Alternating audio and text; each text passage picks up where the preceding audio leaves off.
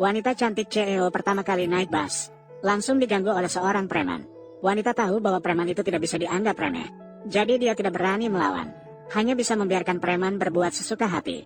Saat itu preman menemukan seorang yang lebih muda, gadis desa yang cantik. Seketika berniat jahat lagi. Dengan tegas dia meninggalkan wanita itu. Mendekati dia.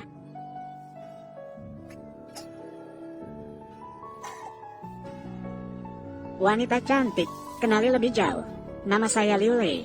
Kamu pasti juga tidak ingin dilihat oleh begitu banyak orang menyaksikan kita berdua. Jadi, kerjasama sedikit. Saya hanya ingin mendekat saja. Segera akan baik-baik saja. Namun gadis itu tidak memanjakannya. Dia langsung menamparkan preman itu. Tak disangka preman itu malah merasa teraniaya. Meminta penumpang untuk menilai dirinya. Dia menyatakan bahwa dia hanya tidak sengaja menabrak gadis itu sedikit. Gadis itu tiba-tiba memukul dirinya sendiri. Di bawah bujukan preman itu, dalam pengaruh memutarbalikkan fakta, sekelompok orang-orang yang menonton segera menuduh gadis itu tidak masuk akal. Ini membuat gadis itu seketika tidak bisa membela diri. Sementara preman melihat tujuannya tercapai, menjadi semakin angkuh. Segera setelah itu, mulai meraba-raba gadis itu lagi. Namun gadis itu bukanlah orang yang mudah ditaklukkan. Dengan keras memukul perut preman itu, langsung membuatnya menangis histeris. Kemudian gadis itu memperingatkan preman, "Jika kau berani mengganggu wanita lain lagi, maka aku akan memukulmu setiap kali kita bertemu." Setelah itu, dia kembali memukul preman itu dengan keras. Sampai bus tiba di halte, preman itu segera turun dari bus untuk melarikan diri. Setelah itu, gadis itu turun dari bus, berencana untuk naik taksi ke stasiun kereta, untuk pulang ke kampung halaman. Namun, sopir taksi melihat gadis itu sangat cantik, seketika berniat jahat terhadap gadis itu.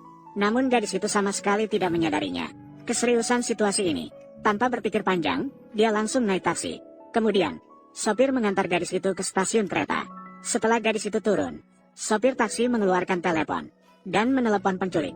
Keduanya bersiap untuk bekerja sama untuk menipu gadis itu dengan sangat kejam. Dan penculik itu juga melihat bahwa gadis itu sangat cantik.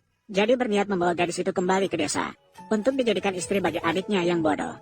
Setelah keduanya merencanakan strategi, penculik itu segera berdiri dan berjalan menuju gadis itu.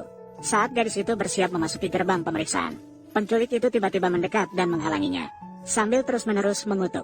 Gadis itu adalah si kecil San yang terkutuk. Gadis itu mendengar dan bingung. Dia segera bertanya kepada wanita tua itu ingin melakukan apa.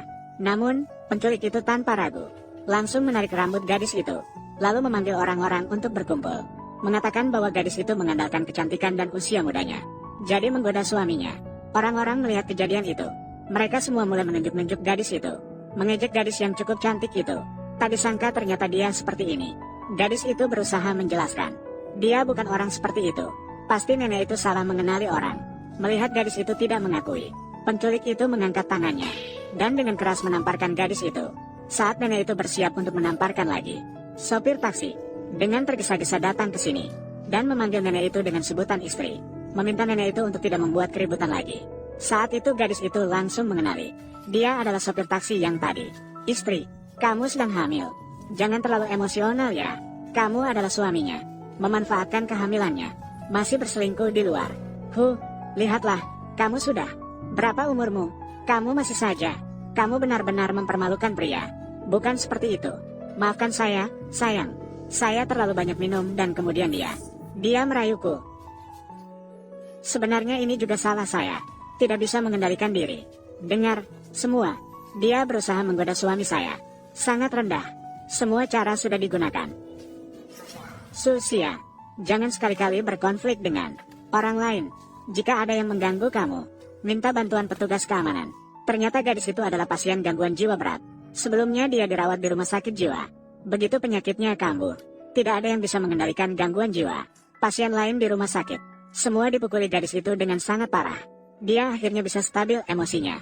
Setelah keluar, tidak disangka, baru keluar sudah diperhatikan oleh orang jahat. Saat itu, gadis itu tidak bisa menahan lagi kemarahan di dalam hatinya. Pasti akan membuat kelompok sampah ini membayar harga yang menyakitkan. Jika aku gila, konsekuensinya tidak akan bisa kalian tanggung. Masih gila? Kalau begitu, tunjukkan satu seranganmu kepada kami. Ayo, kamu serang saja. Pukuli kami. Kamu serang saja. Jangan paksa aku mohon jangan paksa aku. Ayo. Jika kamu benar-benar gila, aku akan membiarkanmu pergi. Pukul saja, pukul di sini. Kamu ini pengecut yang bahkan tidak berani memukul orang. Hanya gertak sambal. Aku tidak percaya. Kamu ini lengan kecil tidak bisa mengalahkan paha besar. Ayo serang, pukul.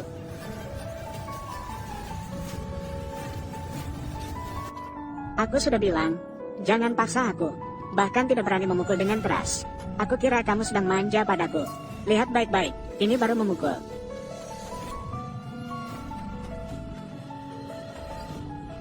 Jangan paksa aku lagi. Aku akan membiarkanmu mati. Apa aku tidak bisa membunuhmu?